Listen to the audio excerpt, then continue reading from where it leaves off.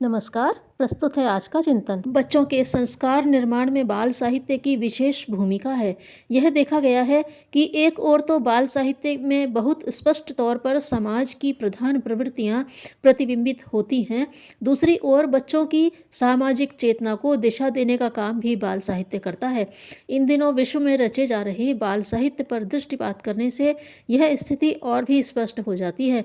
अमेरिकी बाल साहित्य में ऐसे प्रयास हो रहे हैं जिससे बच्चों में समानता की भावना को जागृत प्रदीप्त किया जाए। अनेक बाल मनोवैज्ञानिक, शिक्षा शास्त्री और लेखक इस दिशा में प्रयत्नशील हैं। इसके साथ ही वहाँ इस तथ्य का भी पता लगाया जा रहा है कि बच्चों में किन भावनाओं की प्रबलता है, ताकि उनकी वर्तमान मन स्थिति को समझकर राष्ट्रीय आकांक्षाओं के अनुरूप उन्हें ढालने का प्रयास किया जा सके। उदाहरण के लिए पिछले दिनों बाल साहित्य लेखक श्री स्टीफेन एम जोसेफ और इरविंग बीग ने न्यूयॉर्क की कुछ बस्तियों का दौरा कर वहाँ के बच्चों की भावनाएं जानने की कोशिश की।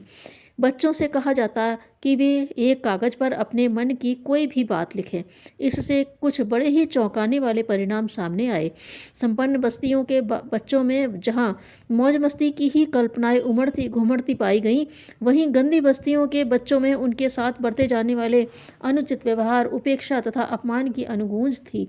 वहाँ के गोरों द्वारा कालों पर जो अत्याचार किए जाते हैं, उसकी कचोट भी इन गंदी बस्तियों के काले बच्चों में थी। इसी प्रकार परिवार के भीतर जो लड़ाई झगड़े होते हैं, उनके कारण बच्चों के मन में जो पीड़ा होती है, उसकी अभिव्यक्ति कई बार बच्चे अपने शिक्षकों को लिखे पत्रों में व्यक्त करते हैं। रूस में साम्यवादी क्रांति के बाद से बाल साहित्य की ओर विशेष ध्यान दिया जाता है। साथ ही वहाँ इस दिशा में प्रयास किया जाता है कि बच्चों की कल्पना शक्ति का उपयोग अपनी मातृभूमि की को एक पूर्ण साम्यवादी देश बनाने का संकल्प उभारने के लिए किया जाए। जर्मनी के बाल साहित्य में वीरतापूर्ण संघर्ष की भावना की प्रधानता है। वहाँ बच्चों को जीवन संग्राम में साहसपूर्वक भाग लेने और विजयी बनने की प्रेरणा दी जाती है, जबकि फ्रांस के बाल साहित्य में भावनात्मक परिष्कार तथा कलात्मक कोमलता की प्रधानता होती है। इंग्लैंड के बाल साहित्य में बच्चों को सामाजिक परंपराओं, सामाजिक आचार व्यवहार और जीवन मूल्यों के प्रति जागरूक बनाने के प्रयास विशेष देखे जाते हैं। प्रसिद्ध अंग्रेज बाल साहित्यकार हैंस एंडरसन की वह कथा प्रसिद्ध है जिसमें उन्हें चाटुकारों की भीड़ से घिरे राजाओं, सामंतों की मूर्खता पर तथा अकड़ पर चोट की है तथा बच्चों के स्वभावतः सत्यभाषी और निश्चल होने पर प्रकाश डाला है।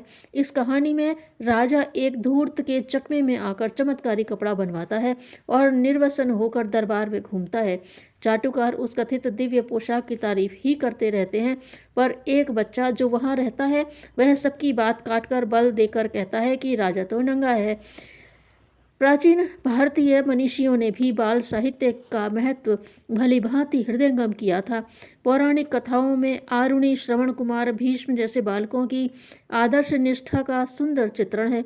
इसी प्रकार एकलव्य जैसे निर्धन किंतु प्रतिभाशाली बालकों के साथ किस प्रकार अन्याय होता था, इसकी झलक भी उस साहित्य से मिलती है।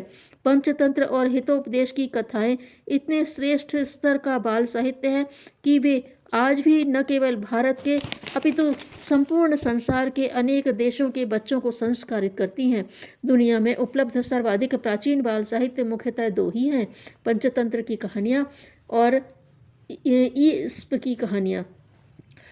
अध्येताओं का निष्कर्ष यह है कि ईसप के पंचतंत्र से ही कथाएं ली, ईसप ने पंचतंत्र से ही कथाएं ली और उन्हें थोड़े हेर फेर के साथ अपने नाम से प्रचारित की।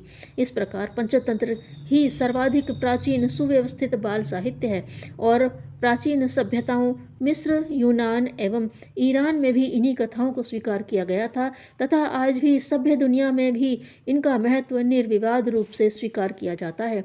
वस्तुतः बच्चों के समाजीकरण के लिए, उनमें सामाजिकता की भावना उत्पन्न करने के लिए बाल कथाओं एवं बाल साहित्य सर्वोत्तम माध्यम है। अपने सामाजिक, सांस्कृतिक, आध्यात्मिक आदर्शों के बीज बच्चों के भीतर अंकुरित, पल्लवित, पुष्पित करने में बाल साहित्य ही समर्थ होता है।